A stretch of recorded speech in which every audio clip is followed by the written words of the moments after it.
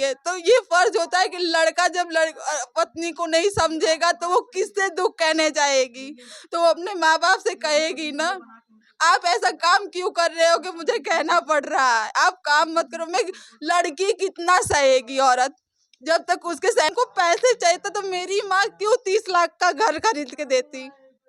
हमें पैसे चाहिए, घर बनाने में इन्होंने 70,000 लिए इन्होंने। अब मेरे पापा। नमस्कार, अभी हम मौजूद हैं जनपद जौनपुर के उमरी कला गांव में। बीते 4-5 दिन से यहाँ एक महिला है जो एक दरवाजे पे धरने पे बैठी है। उसका रीजन क्या है कि उसका पति अपने घर में नहीं रख रहा है। उन आरोपों में कितनी सच्चाई है हम बात करने का प्रयास करेंगे। ये राधा शर्मा है, ये अपने घर पे धरने पे बैठी हैं और ये 3 गेट दिखाई दे रहे हैं जिसमें ताला लगा है। ये बाहर आज 4-5 दिन से किसी तरीके से रातें बिता रही हैं। लोग कह रहे हैं कि आमड़ा अनशन पे हैं। सारी बातें हम जानने का प्रयास करेंगे। राधा जी, क्या बात है, क्या मामला है, आप क्यों धरने पे बैठी?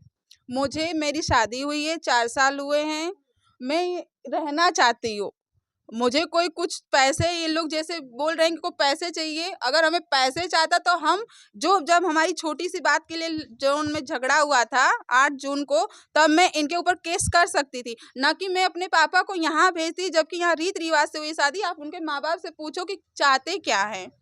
माँ बाप यही करेंगे ना कि अब 2 बच्चों से जब गलती होती है तो बड़ों का फर्ज होता है कि समझाने का। राधा जी, आपके ऊपर आरोप लग रहे हैं कि एफआईआर की कॉपी है जिसमें आप अपने पति को किडनैप करवाती हैं। नहीं, और आप लोग पेरोल पे छूटे हैं, आप बिल पे आए हैं, अदर स्टेट में आपका ये मुकदमा चल रहा है। ये सच्चाई है कि नहीं? ये फाइल बता रही है, ये कॉपी दिखा, ये कॉपी बता रही है जिसमें तमाम मुकदमे की धाराएं लगी हुई। मेरे पास भी है, मेरे पास भी है, मैं भी आपको कॉपी बता रही हूँ। ये जो लिखे हैं, मैं ये हाँ, एक मिनट, अब ये है कि अगर पति फोन ना उठाए, ना बात करे, कोई वो ना करे, तो पत्नी क्या करे? अगर पति जी आ रहे हैं, अगर पति आपसे बात न करे तो उसका किडनैप करवा दीजिए, उसका हत्या करवा दीजिए, उसका मर्डर करवा दीजिए। ये तो वही धाराएं लगी हुई ना कि जिसमें किडनैपिंग का धारा है, तोड़ फोड़ का है, मारपीट का है ना? उसने करवाया है, वही किडनैपिंग उसने करवाया है, वो सही कह। मैंने एक मिनट, आप बोलिएगा। मम्मी मैं कर रही हूँ। मैं वो मेरा फोन नहीं उठाते, मैं बगल वाली से फोन करवाती हूँ। नहीं, मैं नहीं बात करना चाहता। क्यों नहीं बात करना चाहते? आप जब कह रहे हो मैं आपके घर में नहीं रहूंगा, ताला मार के जा रहा हूँ, मर जाऊंगा, कर जाऊंगा, क्यों आप कह रहे हो अपनी बेटी की कहीं और शादी कर दो? अरे ऐसा हलवा है क्या कि कहीं और शादी कर दो? क्यों तुमने शादी किया? हलवा समझ के रखे हो? जब करना ही नहीं था शादी तो शादी किए क्यों? आपसे पूछा गया, आपके माँ बाप से पूछा गया, तब जा करके ये शादी हुई है। भैया, मैं खुद लड़के से बात की हूँ। आपने बात किया, वो कह रहे हैं कि दूसरी जगह शादी कर लीजिए, लेकिन ये जो आरोप लगा रहे हैं, ये आरोपों में कितनी सच्चाई है? सच है, क्या है? नहीं, ये गलत है। पत्नी मेरे, इन्होंने जो लगवाया है, किडनैपिंग केस कर रहे हैं, किडनैपिंग केस करवा रखवाए। पत्नी अगर, मम्मी एक मिनट, पत्नी जब पति अब बात नहीं करता, अब उनसे मिले कैसे? कैसे बात को समझे? जब वो मिलेंगे, मैं बगल वाली से फोन भी करवाती हूँ, अम्मा आपको मानते हैं, आप कहो कि एक बार मुझसे मिल ले, कोई नहीं रहेगा, ना मेरे माँ बाप रहेंगे ना आपके माँ बाप हैं। जब हमारी शादी हुई तो दोनों जो गलती है, मैं अपनी गलती भी मानने को तैयार हूँ। आप मुझे बताइए कि तुम कहाँ गलत हो। मैं अपनी गलती मानने को, वो लड़का मिलने को तैयार नहीं। अब मुझे पता है कि मैं जब 6 महीनों के साथ थी, ये कब आते हैं, मम्मी कहीं नहीं मिलेंगे तो जरूर स्टेशन पे आते होंगे। देखो मैं पागल हूँ, मम्मी चलो, मम्मी मुझे मिला दो खाली। मेरी मम्मी ने मना किया कि आपको नहीं जाना है बेटा, जब वो बात नहीं कर रहा है तो उनके माँ बाप से कहा गया 1 महीना मुद्दत पूरा हो जाता है, तो इनके पिता से पूछा जाता है कि आप 1 महीना पूरा हो गया, आप बताए नहीं, आपने कहा था 1 महीने बाद बहू को लाया जाएगा। सुनो राधा जी, ये सारे मामले जो हैं ये कब से स्टार्ट होते हैं? ये सब कुछ कब से स्टार्ट होता है? आपकी शादी 4 साल हो गई, लॉकडाउन में शादी थी। मम्मी एक मिनट, ये जब लॉकडाउन में 2021 में मेरी शादी हुई तो 6-7 दिन में, एक मिनट मम्मी, 1 मिनट मम्मी, 6-7 दिन में यहाँ रहती हूँ। मेरे बड़े ताऊजी ऑफ हो जाते हैं, जिसे मेरी सास और मेरे देवर कहते हैं कि आप नहीं रहोगी यहाँ पे, आप मायके चली जाओ। क्यों कि सिंदूर लगाने का जो है, तुम्हारी शादी हुई है तो यहाँ रहोगी तो नहीं हो सकता। हिंदू परंपरा का ये हाँ, यहाँ पे आपको नहीं लगाना पड़ेगा। तो मैं चली जाती हूँ इनके कहने पे। मैं अपने पति से पूछती हूँ, जाती नहीं पर सुनो जी, आपके मम्मी और पापा ऐसे भाई कह रहे हैं, क्या कह रहे हो? ये इंसान नहीं कुछ कह रहे हैं, नहीं कह रहे हैं कुछ भी। तभी ये बात मैं अपने पापा को, ठीक है आपने कहा करा तो हम चले गए। 7-8 महीने 7-8 महीने में अपने मायके रहती हूँ, तो अभी मैं फोन करती, ए जी अभी साहित नहीं बना, ये नहीं हुआ, कब मम्मी पापा ले जाएं? कह रहे साहित नहीं बने। मैंने अपनी सास को कई बार फोन किया, साहित नहीं बन रहे हैं। मैंने कहा मम्मी इतने दिन मायके भी बैठना, सब पूछते हैं कि क्यों अपने मायके हो, शादी हो गई तो जाइए ससुराल में। अब मैं कितना सुनूंगी? अच्छा, शादी के बाद फिर कभी आना हुआ इस घर में कि नहीं? दोबारा शादी विदाई के विदाई बाद के मैं दोबारा आई, प्रक्रिया से मैंने आई कि नहीं? कहने के बाद मैं वापस आई। जून 5 तारीख को रखा गया, तो मेरे पापा गांव में आए। फिर मीठा वीठा वगैरह जैसे होते ही लड़की की विदाई, वैसे मेरे पापा ने किया। मेरे चाचा ससुर मुझे लेने गए थे, मेरे ससुर जी नहीं लेके। क्यों गुस्सा थे? मैंने यहाँ पे पूछा, नहीं मैंने यहाँ पे पूछा मेरे सास से, मैंने कहा क्या हुआ है? तो कहें कि मुझे विदाई नहीं दिया, क्योंकि शादी में हमने सोने की अंगूठी ससुर को दिया जाता है जैसे इन लोगों को, मुझे अंगूठी नहीं। मैं कहा जितना मेरे माँ बाप को था उतना दिए, जितनी जिसकी हैसियत रहती है, मेरे माँ बाप ने अपनी हैसियत से भी ज्यादा दिया।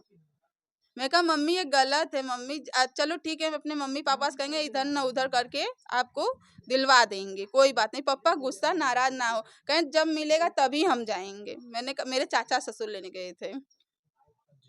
फिर मैं दोबारा आती हूँ दिसंबर 5 तारीख को, और 7-8 तारीख को मार्च में मेरे पापा को फिर मुझे बुलाया जाता है कि होली नहीं देखना है। मेरी सास मेरे ससुर उस समय खिलाफत थे कि एक बार गई है, इतना सारा बात हुआ है, दोबारा नहीं जाएगी। मेरे ससुर ने मना किया, इनकी मौसी यहाँ है उनको वहाँ भेजा जाएगा। और इसमें मेरे चाचा ससुर ने भी कहा राधा नहीं जाएगी।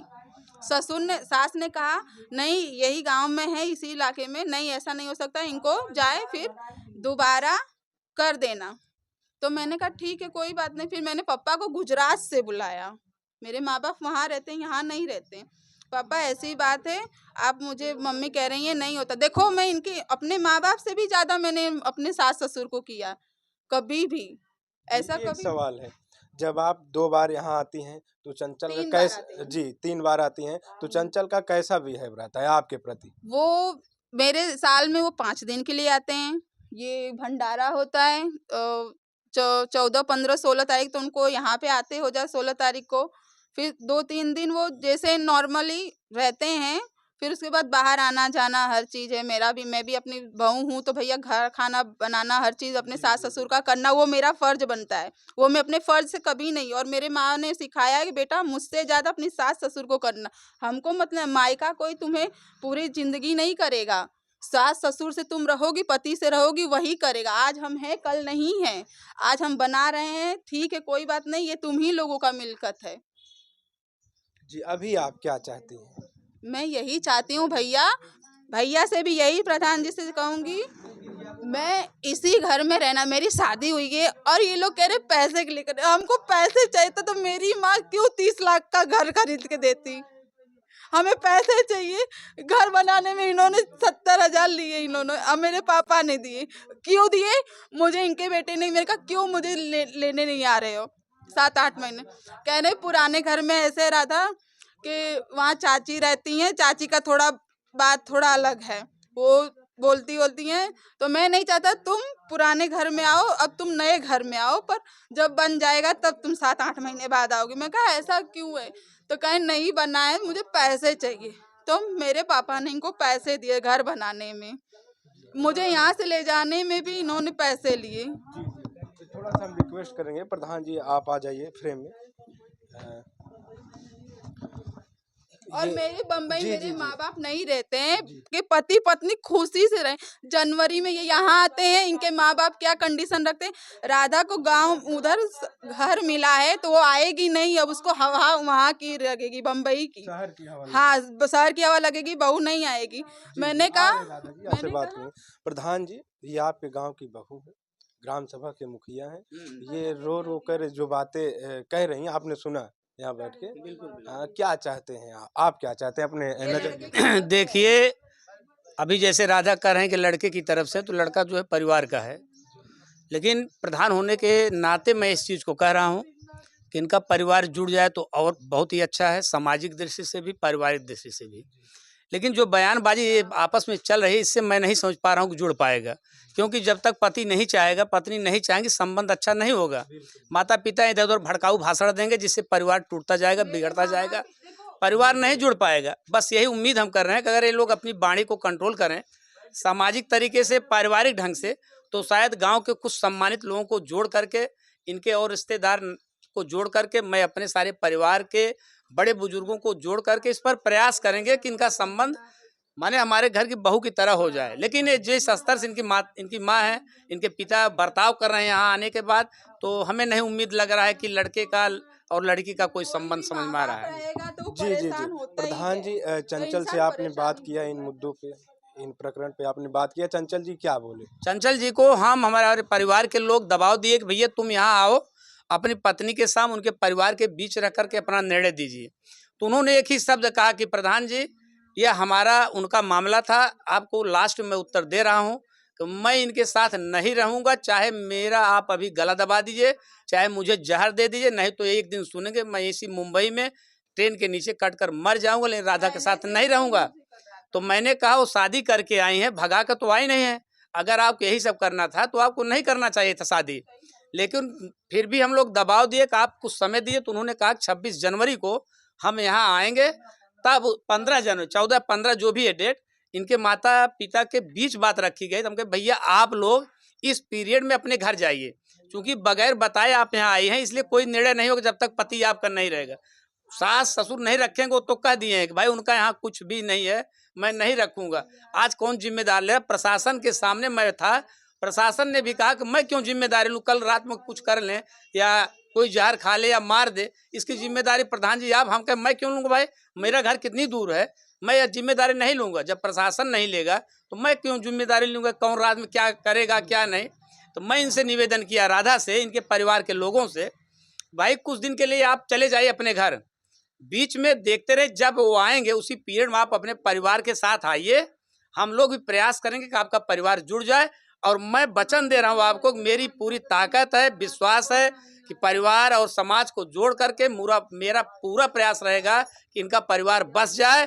इनके माता पिता अपनी वाणी पर, इनके रिश्तेदार अपनी वाणी पर अगर कंट्रोल करेंगे तो शायद मैं सफल हो जाऊं, नहीं तो मुझे उम्मीद नहीं है कि यह परिवार जुड़ जाएगा।